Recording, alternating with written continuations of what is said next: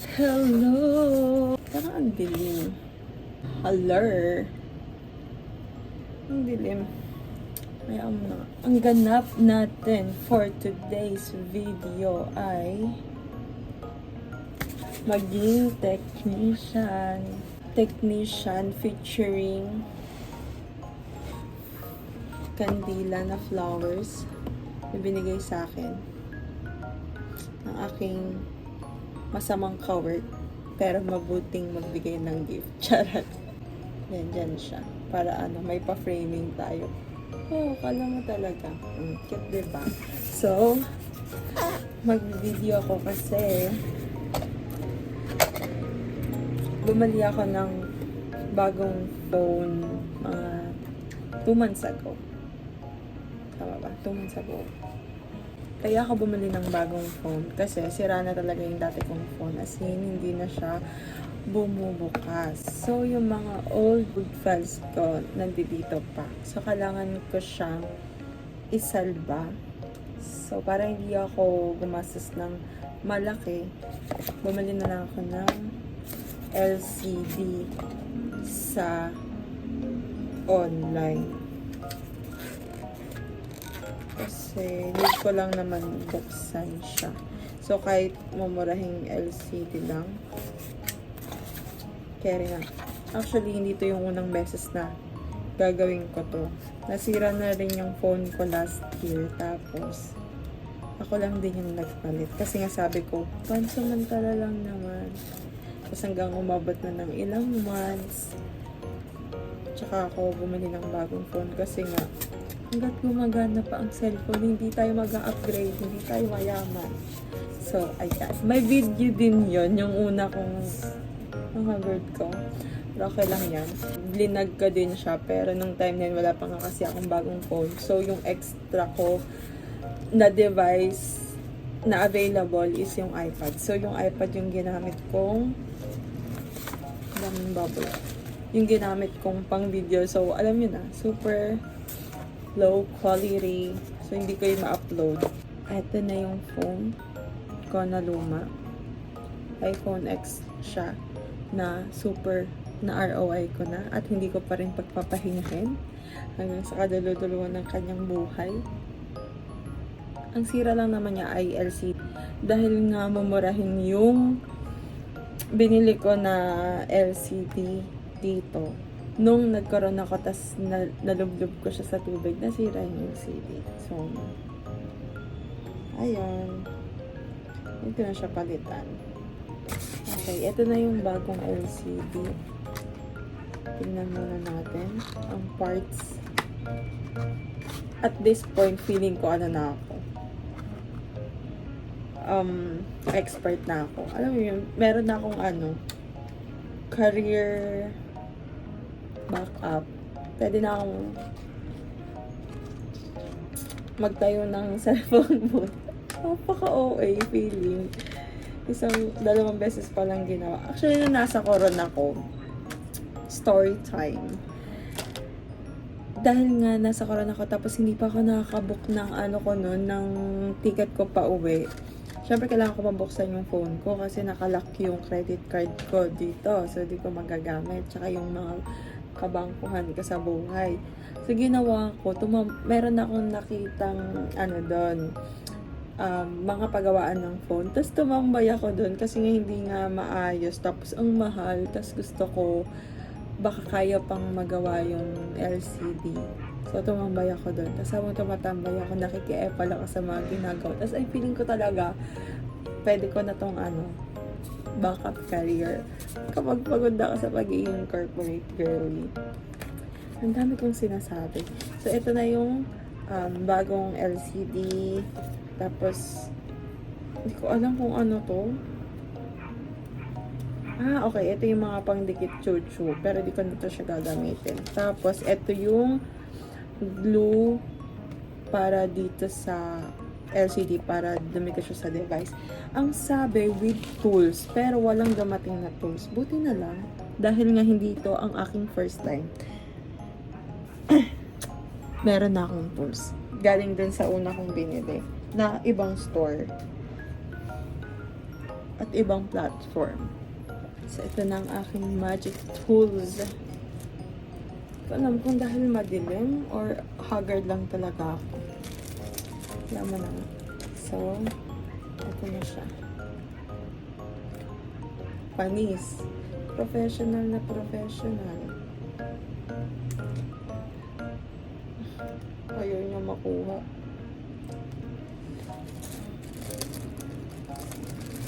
Tuturuan ko kayo kung paano mangalikat ng cellphone.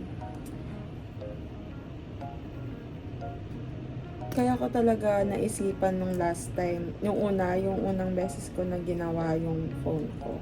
Eto. Kaya malakas yung loob ko kasi wala naman nang mawawala. Sira na siya. So, nirisk ko na. At sulit naman yung nirisk ko kasi ilang buwan ko rin siyang nagamit.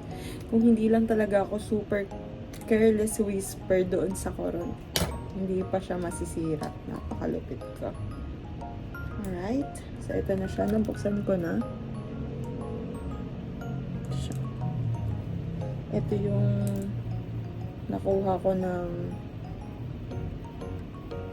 hindi. Ito ata yung binili ko. Oo, ito yung binili ko. Na nasira agad dun sa koron. Nung nabasa ng konti. So, madali lang siya. Dahil hindi na siya nakascrew. Which is nasaan. Oh no. Nasaan yung mga screw? Diyos ko Lord talaga. Ayun. Panic naman na agad si ate mo, girl. So, okay. Palitan na natin. Una, kailangan, wow, akala mo talaga expert. Una, dapat tatanggalin mo yung battery. So, ayan, nakabunot na siya. In fairness naman, yung tinambay ko dun sa koron na yung paggawaan. I mean, na-try ko nang magpalit ng LCD nga before. Ito, yung sa phone. Tapos, nung tumambay ako dun sa technician booth na yun, sobrang dami kong natutunan. Tapos, dahil naka-close ko na nga yung technician doon, hiniram ko yung mga yung mga iPhone X niya na LCD. Tapos, pinagtatry ko dito sa phone ko kung anong gagana. Sabi ko, kung anong gumana kahit may crack pa, ibenta mo na lang sa akin ng mura. Kasi ibenta niya sa akin ng 500. O, diba? Nakauwi ako ng Maynila. Ngayon, ang dami kong daldal, hindi ko na alam kung saan siya ikakalit. Ito siya, diba? Ito siya dito. So, ayan. Nakabit ko na yung isa. Tapos, dito yung isa sa ilalim. Ayan, nakikita mo yan? Diyan. Kahit hindi. Yon, lumik na siya. Kapag nakaklik na yan, babalik ko na yung battery. Talagang pinansinti ko na yung, talagang tinuro ko kung paano siya. Basta, walang sisihan. Fix at your own risk. Nakakabit na siya. So, titignan ko muna kung gumagana bago ko i-transfer yung sensor and yung sensor lang.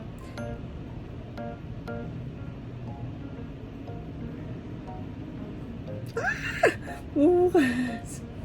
Si OA talaga. Si OA. Gawa na siya, guys. Guys.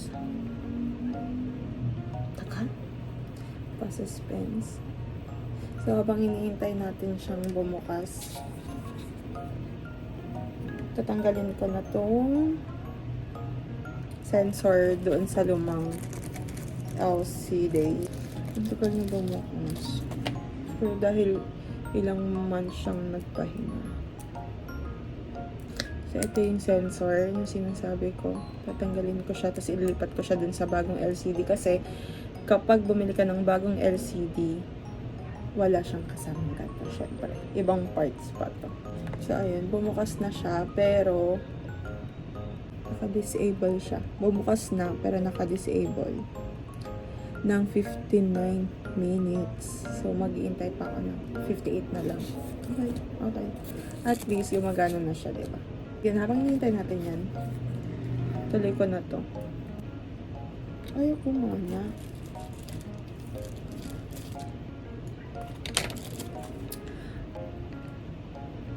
Ay, ayaw niya.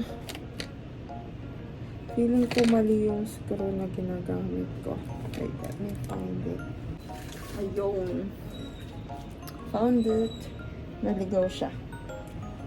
So, ito yung nip ko, yung pinaka-fine.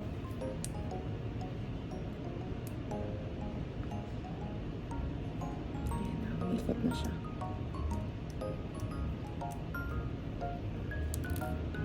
Yung talaga, as a multi-passionate person, ang dami ko talagang gustong gawin. At in fairness naman, marami naman akong kayang gawin. Pero, alam mo yun, yung ano lang, level 1, basic. Kung meron man akong bagay na feeling ko magaling ako, yun yung pagiging alipin ng kumpanya. Charot. Talaga. Todo bigay. Sana, ang gusto ko, yung passion ko sa pagtatrabaho maging same ng passion ko sa ibang bagay. Biglang nag-open up ng midlife crisis. Tama ba yun? Okay, natanggal ko na siya successfully. Lipat ko siya dito. Oh no, dapat ata nilipat ko muna. Kailangan na. Okay, so ito siya. Sensor. Yun yung Face ID. If I'm not mistaken. Dito. Pero yun nga, seriously speaking, masaya siguro ng buhay ko kung yung pagiging passionate ko sa trabaho, ginawa ko na lang sa mga hobbies ko. Less stress, tsaka mas nagagawa ko pa yung mga gusto ko. Hi, thinking out loud ba ito? Huy, ayaw niyo makabit. Dami kasing chika eh. Bakit ayaw niya lumapat? What's wrong? Ah, okay. Kasi meron siya nung case na dito. Okay, may case na siya dito. Ikaw na to. Tanggalin. Kaya pala ayaw pumasok. Ang problema, ayaw niya rin natanggal. Bakit? Alam.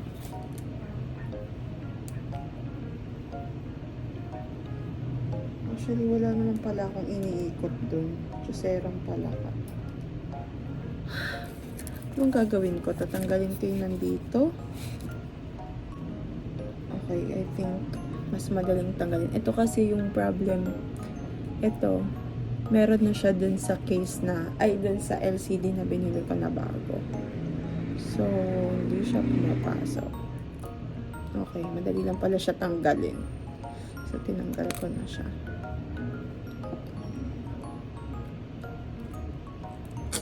Pinahirapan ko pa yung sarili ko.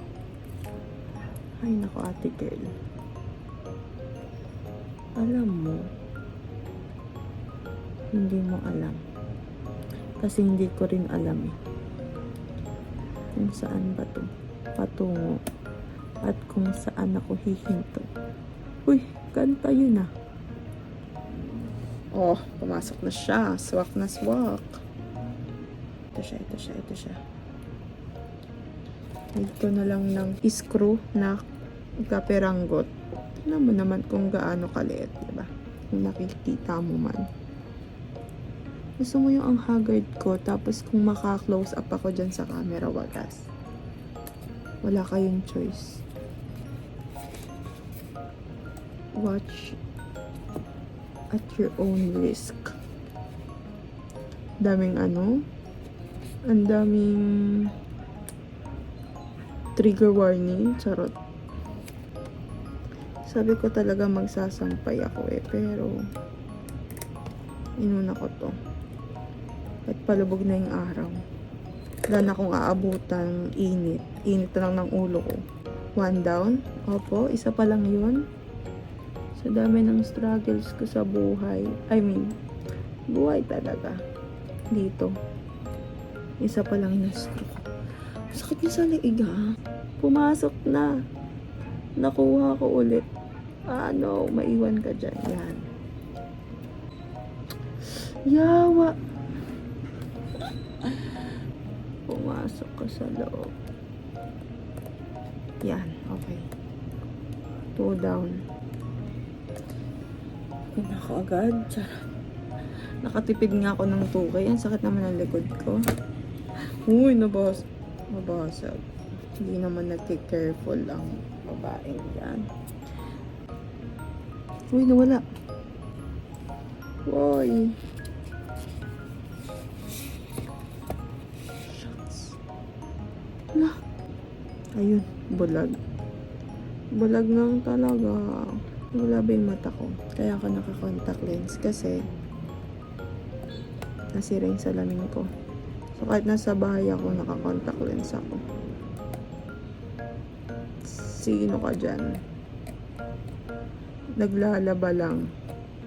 Naka-gray eyes pa. Right. Uy, 58 minutes pa rin siya. Hindi naman umaandar. Once na nadikit mo na siya dyan, ikakabit mo siya dito sa sensor. Dito mo siya ikakabit. Ako na magkakabit. Nakakabit na ho siya.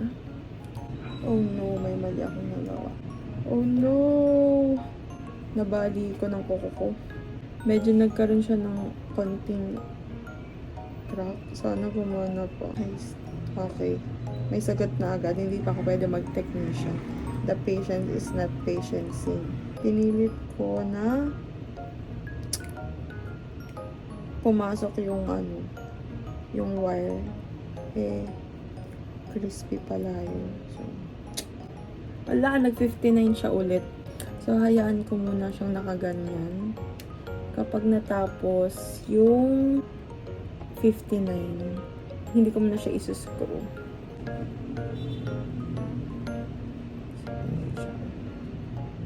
Shine bright like a diamond. Diba? Okay naman. Maliwanag naman siya. So, need ko lang talaga antayin yung 58 minutes. Habang iniintay ko yan. Ang dilim na. Oo nga pala. Kinig ko nga pala. Habang iniintay ko yan, ako muna ay magsasampay. Bye. Hello. Change outfit na. At change na rin. Ambience. Charot. Accidentally, napindot ko yung cinematic. Hindi ko alam na pwede pala yun sa front cam. So, ito, tinatry ko siya. Bongga. Plakado. Yun pala dapat yung kung ginamit ko pa nung nakaraan para, alam mo yun, may contrast lang ako sa background. Dapat ko sinasabi. Pero, ayun, continuation to ng aking pagiging technician. Naligo na ako. Kasi ang tagal niya, inabot na ng gabi. Hindi lang siya 1 hour. Pero, eto, na-charge ko na rin siya. Ano na siya? Bukas na siya. Wala na yung wala na yung lock. Ang tagal niya, di ba nakaligo na ako? Bubuksan ko na siya. Oh my God. Okay. Mas okay siya. Okay. Mas okay itong screen na to compare dun sa nabili ko nung nakaraan. Kasi medyo yun eh. Parang grainy yung niya. So, ito mas malinaw. So, ayan. Makukuha ko na yung mga pictures ko sa wakas. Ayan lang talaga yung ano ko dito. Ang ganda, shucks. Ayun lang talaga yung pakay ko dito. Kaya ko to siya binuksan. No, do not disturb. Yan. Tapos nilagyan ko na rin siya ng case. Ano ba yan? Ang ingay naman ng mga notification. I'm so happy. Nakabukas. Okay naman siya. Working properly. Ay, may kulang pa pala dito. Hindi ko pa siya nasa-screw. So, tapos na-realize ko rin, may kulang siyang parts na hindi ko na matagpuan kung saan ko na ilagay. Meron kasi itong bakal sa loob na nilalagay doon sa connector ng mga battery, ganun. Parang pang-seal na metal piece. Maliit lang siya. Ganyan siguro. Basta ayun na wala. Need ko na lang is yung dalawang screw dito. Ayan siya.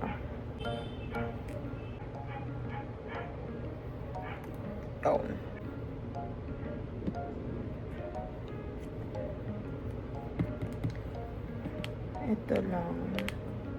Ito lang yung isuscrew ko kasi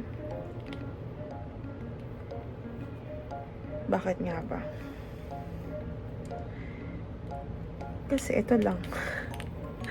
Loading yarn. Ba't hindi siya bumababa? Yun nga lang talagang need na niyang ipahinga kasi ang bilis niya na talaga uminit. So, talagang for backup lang siya. Siguro kung kailangan ko ng pang film. Kasi okay pa naman yung camera nito. Yata. Okay pa naman yung mga current vlogs ko. Ayan, okay na siya. May mga screws pa na itatabi ko na lang in case na makita ko pa yung nawawalang bakal na sinasabi. Ang batla ko. Tanggalin natin yung kita ako. Smooth.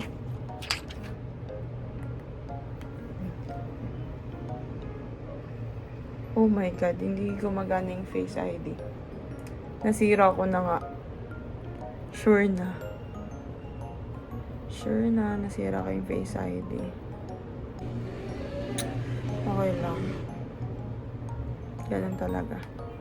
Wala na, ayun, at least makukuha ko na yung mga pictures and everything ko dito. Mapopost ko na. Hindi ko na kailangan ng Face ID. Huwag na tayo masad. So, successful ang ating pagiging technician for tonight. Ayun lang. Bye!